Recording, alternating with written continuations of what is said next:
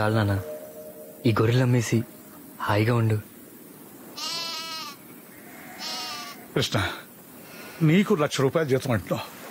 దానికి కారణం ఈ మూగజీవాలరా. ఒడ్డు చేరేదాకా ఓడమల్లయ్య, ఒడ్డు చేరాక బోడిమల్లయ్య అన్నట్టు ఉండకూడదురా. మనం నడిచొచ్చిన దాన్ని మర్చిపోకూడదురా. సారీ నాన్న. సరే, నువ్వు ఇంటికెళ్ళు. వీటిని మందలో కలిపేసి వస్తా. అమ్మా అమ్మా అమ్మా, ఎక్కడున్నావమ్మా?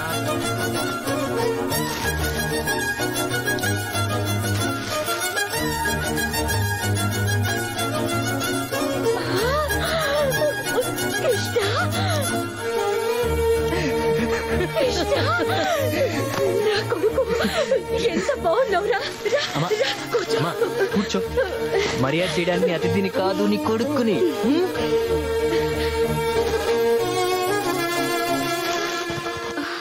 నీకోసం పట్టు చీర తీసుకొచ్చానమ్మా.